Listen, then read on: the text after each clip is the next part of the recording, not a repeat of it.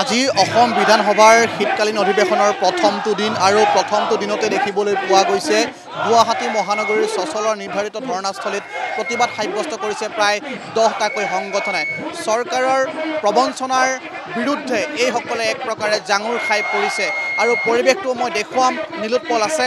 আৰু তেওঁলোকৰ যিসমূহ দীৰ্ঘদিনীয়া দাবী সেই দাবীসমূহক লৈ সচলত প্ৰায় 10টাকৈ সংগঠনে প্ৰতিবাদ সাব্যস্ত কৰিছে আজিৰ দিনটোত আমি দেখুৱাইছো এইসকলে তেওঁলোকৰ নিজৰ দাবীসমূহ লৈ এক প্ৰকাৰে উত্তাল হোৱা দেখিবলৈ পোৱা গৈছে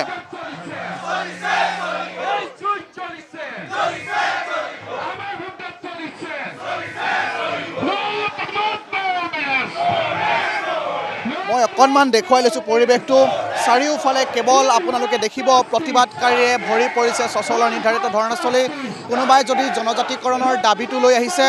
আন কোনোবাই আকৌ তেওঁলোকৰ নিজৰ যিবোৰ প্ৰাপ্য অধিকাৰ সেই প্ৰাপ্য অধিকাৰৰ বাবে তেওঁলোকে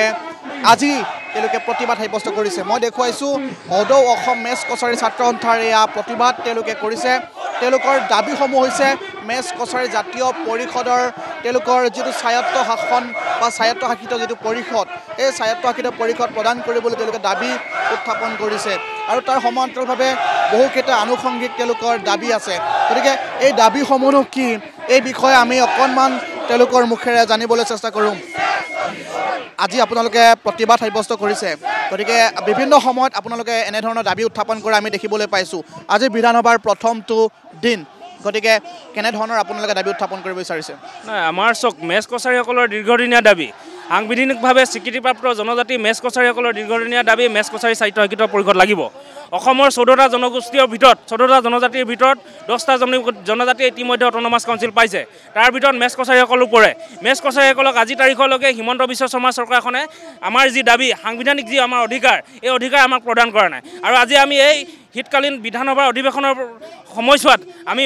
হিমন্ত বিশ্ব শৰ্মা চৰকাৰখনক ক'ব বিচাৰিছোঁ যে কোনো পধ্যেই আমাক যদি চৰকাৰখনে মেচ কছাৰীসকলক স্বায়ত্তশাসিত পৰিষদ নিদিয়ে তেনেহ'লে কোনো পধ্যেই মেচ কছাৰীসকলে 3 লাখ জনসাধাৰণে মানি নলয় আৰু ইয়াৰ কাৰণে আমি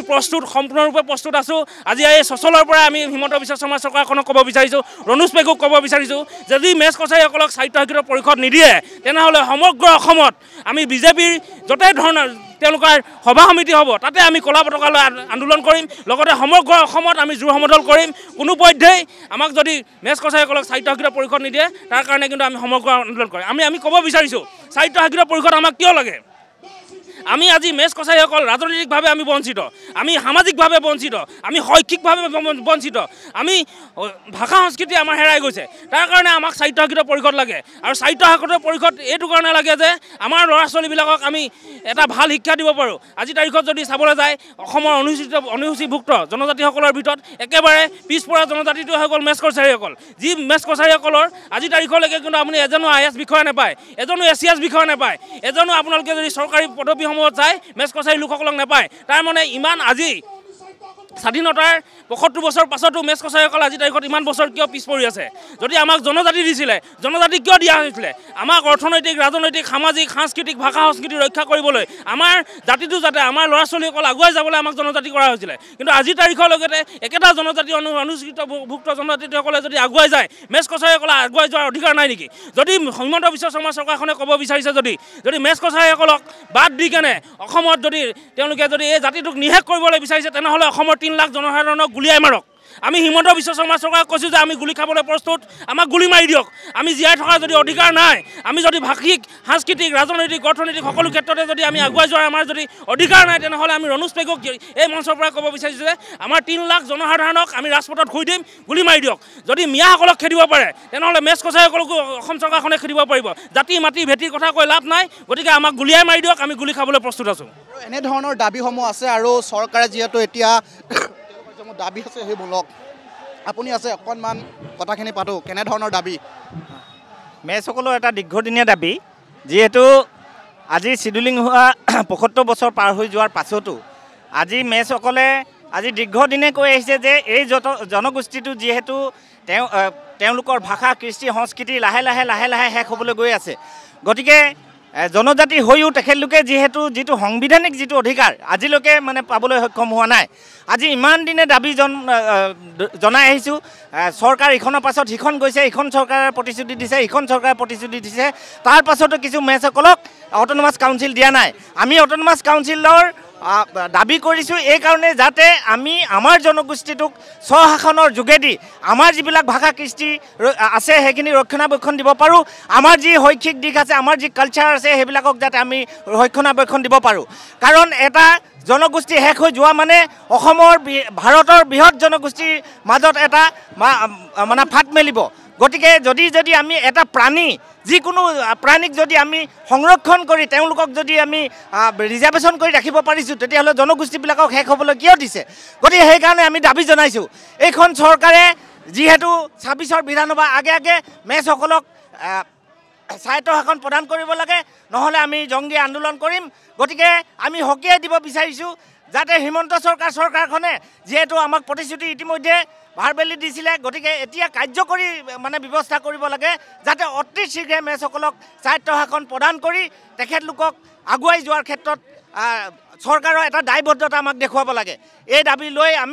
আমি সমগ্ৰ অসমতে মেচ জনগোষ্ঠীয়ে আন্দোলন কৰিবৰ কাৰণে আগবাঢ়িছোঁ। আৰু এনেদৰে তেওঁলোকৰ যিসমূহ দাবী আছে সেইসমূহ আমি শুনাইছোঁ। আৰু তেওঁলোকৰ দীৰ্ঘদিনীয়া দাবী এয়া এদিন বা দুদিনৰ দাবী নহয়। তেওঁলোকে যদিও জনজাতিকৰণ পালে তথাপিও তেওঁলোকে স্বায়ত্ব শাসনৰ যিটো মৰ্যাদা সেই মৰ্যাদা আজিও পোৱা নাই। তেওঁলোকে হুংকাৰ প্ৰদান কৰিছে, ৰাজপথলৈ ওলাই আহিব, তেওঁলোকে হুংকাৰ প্ৰদান কৰিছে যে ভোট বৰ্জন কৰিব। আৰু অসম বিধানসভাৰ শীতকালীন অধিৱেশনৰ প্ৰথমটো দিনতেই মহানগৰীৰ চচলৰ প্ৰতিবাদস্থলী এতিয়া এনেদৰে জংগীৰ ৰূপ ধাৰণ কৰিছে। চাৰিওফালে এনেধৰণৰ যিসমূহ দাবী সেই দাবীসমূহক লৈ প্ৰতিবাদ সাব্যস্ত কৰা দেখিবলৈ পোৱা গৈছে। চমুকৈ অকণমান জানিব বিচাৰিছোঁ। যিহেতু মেচ কছাৰী হ'ল এটা অসমৰ অন্যতম জনগোষ্ঠী, অতি প্ৰাচীন জনগোষ্ঠী। ঐতিহাসিকভাৱে যদি চোৱা যায় এই প্ৰাচীন জনগোষ্ঠীটো আজি তাতে ভাৰতীয় স্বাধীনতা পোৱাৰ 50 চনত যেতিয়া ভাৰতীয় সংবিধান গঠন হ'ল, 50 চনত ভাৰতীয় সংবিধান গঠন হোৱাৰ পৰা এটা চিডুলিং জনগোষ্ঠী আজি 65 বছৰ অতিক্ৰম কৰি গ'ল। আজি 10টা জনগোষ্ঠী একেলগত থকা 10টা জনগোষ্ঠীয়ে স্বায়ত্ব শাসন পালে, কিন্তু মেচ কছাৰীসকলে স্বায়ত্ব শাসন দিয়া নহ'ল। কিয় দিয়া নহ'ল? কাৰণ ভাৰতীয় সংবিধানে কিয় স্বায়ত্ব শাসন দিয়া হয়? যিহেতু সেই জনগোষ্ঠী যাতে বিলুপ্তি হৈ নাযায়, ভাষা সংস্কৃতি, অৰ্থনৈতিক ব্যৱস্থা, অন্যান্য যিবিলাক সামাজিক ব্যৱস্থা যাতে তেখেতলোকে অন্য জনগোষ্ঠীৰ গ্ৰাসত নোসোমায়, তেনেধৰণৰ এটা ব্যৱস্থাৰ কাৰণে আচলতে স্বায়ত্ব শাসন প্ৰদান কৰা হয়। কিন্তু আজিৰ তাৰিখত স্বায়ত্ব শাসন প্ৰদান নকৰাৰ কাৰণে আজি 75 বছৰ অৱলম্বন আমাৰ এই ব্যৱস্থা নকৰাৰ কাৰণে কিন্তু আমি জনগোষ্ঠীটো আজিৰ তাৰিখত সংকীৰ্ণতাত ভুগিছোঁ। আজি আমাৰ ভাষা হেৰাই গৈছে, আমাৰ সংস্কৃতি হেৰাই গৈছে, আমাৰ অন্য জনগোষ্ঠীৰ আগ্ৰাসনত আমাৰ জাতিটো আজি ক্ষুদ্ৰ জাতিলৈ ৰূপান্তৰিত হৈ গৈ আছে। গতিকে ভাৰতীয় সংবিধানৰ যিটো মূল উদ্দেশ্য যে সকলো জাতি জনগোষ্ঠীক সমমৰ্যাদা দিয়া, গতিকে মেচ কছাৰীসকলক যদি ভৱিষ্যত দিনত জীয়াই থাকিব লাগে, এই মেচ কছাৰী জনগোষ্ঠীটো যদি বিশ্বৰ দৰবাৰত চিনাকি হৈ থাকিব লাগে, তেতিয়াহ'লে স্বায়ত্ব শাসনটো একান্তই প্ৰয়োজন। গতিকে যিহেতু অসমৰ মুখ্যমন্ত্ৰী হিমন্ত বিশ্ব শৰ্মা ডাঙৰীয়াই ইতিমধ্যে ঘোষণা কৰিছে যে মেচ কছাৰীসকলক স্বায়ত্ব শাসন দিয়াৰ প্ৰয়োজনীয়তা আছে, গতিকে তেখেতে অতি শীঘ্ৰেই এই ব্যৱস্থা গ্ৰহণ কৰি মেচ কছাৰীক আচলতে স্বায়ত্ব শাসন প্ৰদান কৰক তাকে আমি জনাইছোঁ।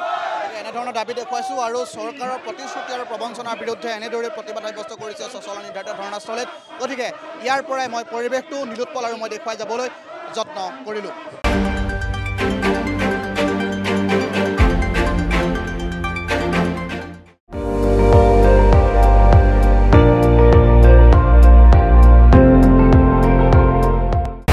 আপুনি চাই আছে ND24, সৰ্বশ্ৰেষ্ঠ নহয় সৰ্বোত্তমৰ দৌৰ।